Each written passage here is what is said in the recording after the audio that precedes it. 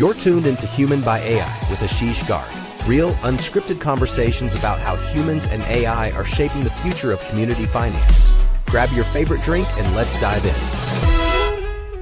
Welcome to the next episode of our podcast, Human by AI. I have with me a gentleman who I call the statesman of the credit union movement, a stalwart, a person who's been around for a very, very long time, someone very, very dear to me. Please give it up for Ken Lugrand. So Kent, welcome. Thank you, Ashish. Thank you very much. And Ken, I know you very, very well. Most of my listeners know you very, very well. But for the small minority who don't know you very, very well, can you tell us a little bit about yourself? Sure. My name is Kent Lugrand. I am president and CEO of InTouch Credit Union, formerly EDS Credit Union, here in Plano, Texas. We've got 11 branches across the country and serve about 70,000 people trying to make their lives better every day. I'm very fortunate that I work in a career where my avocation and my vocation overlaps a great deal. Mm-hmm. I get an opportunity to make differences in people's lives where I think it is beneficial for them and beneficial for us collectively. And it's my contribution to the world. So I love what I'm doing. Awesome. And for my listeners, Kent and I, we've been talking for a very, very long time. Almost 8 years ago, the association began.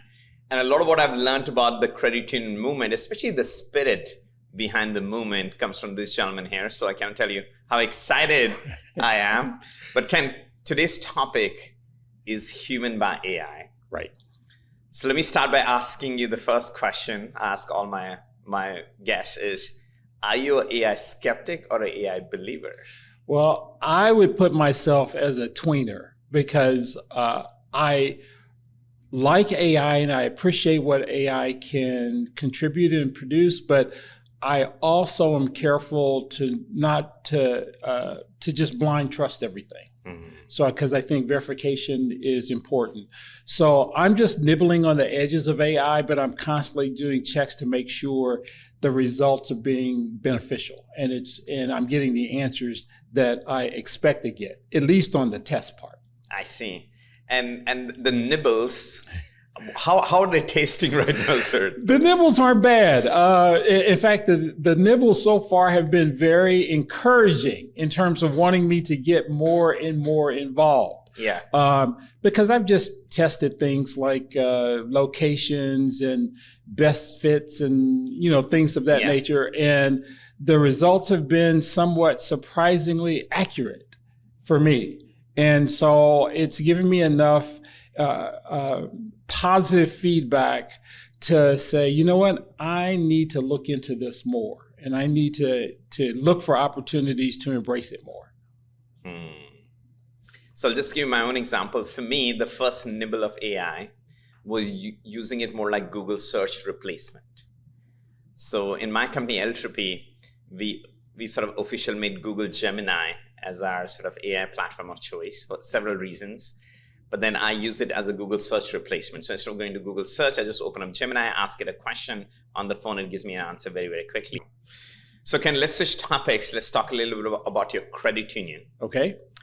So I know several credit unions at sort of different maturity curve with respect to adopting AI, etc.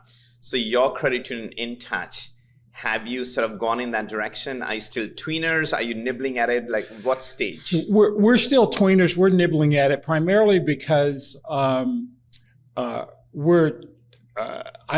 it's kind of like Pandora's box. Mm-hmm. I know if I open it or crack it just a little, it's going to be impossible to ever close again. And so we want to be careful, especially I made the promise to my CIO. Because of scope and desire and all levels of employees that are experimenting in with it and connecting in it with it, we want to make sure that we go about it the right way. And as of right now, there doesn't seem to be a huge premium on fast adoption and speed, at least from a credit union use standpoint.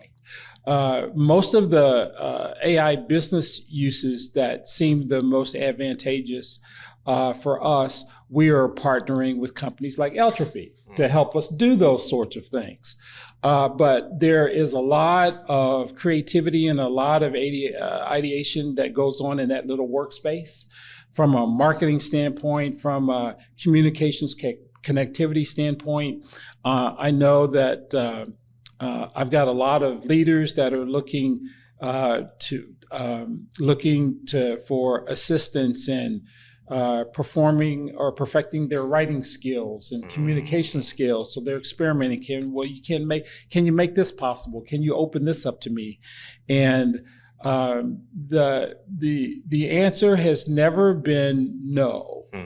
But the answer has always been, well, let's see to make sure that we're not exposing ourselves to anything that could be detrimental or could be a little bit further than we want as of this particular point in time. But the trust factor is growing at an exponential rate. So I know it won't be too long before we're there. I see. And as I talk to CEOs like you, what I learn is at a very high level, CEOs sort of break down the AI usage in two buckets, in the back office and the front office. Mm-hmm. Is there anything you've done so far, either in the back office or front office? Have you deployed AI in your credit union? In the front office, we have a little, just in terms of some of the chat bots we're using and the ability to be able to answer a bunch of perfunctory questions. In the back office, we've used it in a couple of small instances that has helped us improve productivity and efficiency. But it's only just a little small taste of what's possible. And could you give us a little bit more details, like in the back office? What are those couple of areas? So in the back office, we're experimenting with AI to see if we can get better in our lending decisions. Uh-huh. So because we already have a partnership with Zest AI. I see. To help us from an algorithmic standpoint make better decisions. But we're looking to see if we can project future challenges as well as future opportunities that our members may have from a lending perspective. That just goes beyond the typical 4, 5, or 6 data points that traditional historic lenders have used to make those kind of decisions. Because our view is that if we can be a bit more accurate in terms of our forecasting, we could not only prevent some things from happening, but we could also encourage and leverage those things for the credit union as well as those things for the members to be extremely advantageous. And that could help make the difference between someone being just pleased or ecstatic with being a member of InTouch Credit Union. And I know you've been in the industry for a while. Over just a few years. Yeah, 30 plus. 30 plus, fine. If you were to sort of, you've seen a lot of change in the last 30 years. If you were to try and project forward in this era of AI, if this sort of all the big promises that are being made, if they come to fruition, where do you think going forward AI adds value? And more importantly, where does a human touch add value going forward? Well, I think where AI adds value is that AI is going to help everybody make better decisions that are and more impactful decisions for them. So it's going to take out the variability that we're worried about with your solar panels and my hot water heater. And so as we continue to close that gap, it's kind of a dual sword. Our decisions will get better, but we become more reliant on AI, which is one of the challenges. From a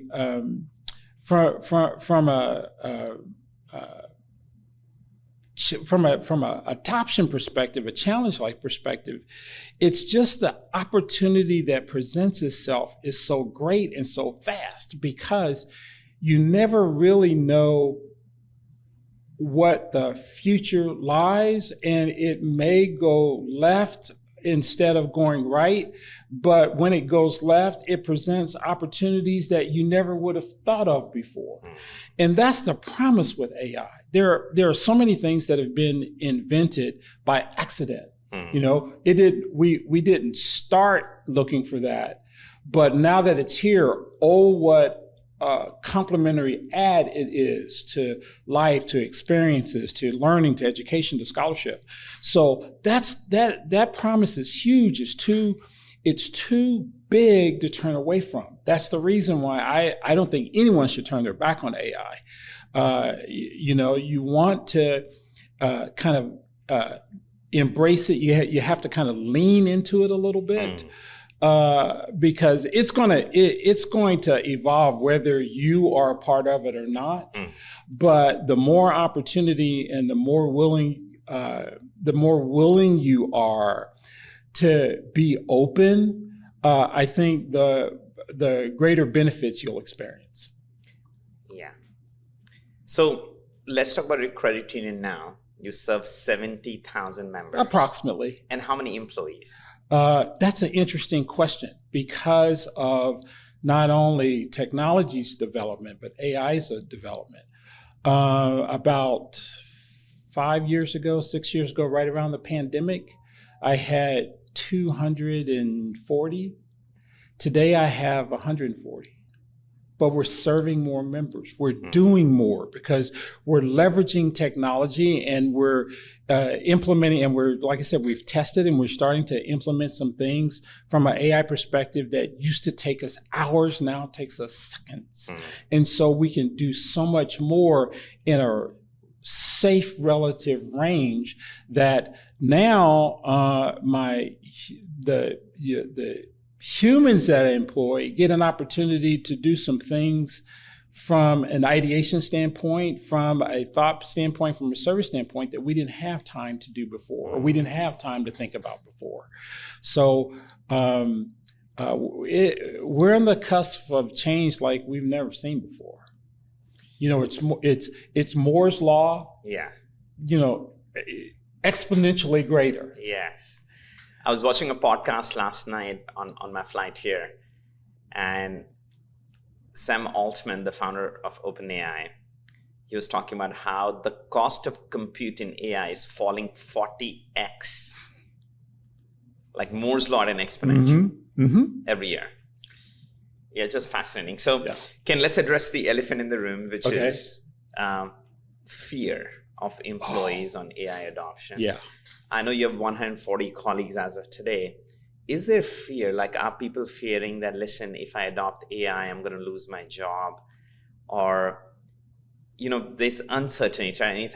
Anytime something new comes about. Are you seeing that? And if yes, how are you addressing these fears? Well, I'm seeing it a bit because some of it is real, but I don't think it's real to the point where we should have panic. I can only imagine that at the turn of the previous century, when the automobile started to take off, those manufacturers of horse and buggies were kind of feeling the same kind of thing. It is a natural part of the evolutionary process. It's just happening faster. I do think that there is some fact about fear, but leadership can do a lot to address that. We can not only bring employees into the conversation, be a part of the journey to help us make what we do better, easier, faster, quicker. But if they are a part of the conversation, also let us know how you want to participate, how you can leverage this new, faster computing capability to add intrinsic value that that touch factor that computer, at least to this point, can't do so very well. Amazing conversation, Kent. As always, thank you. Thank you Thank you so sir. much for coming. You're very welcome. Really appreciate having you here. Thank you so much. Okay.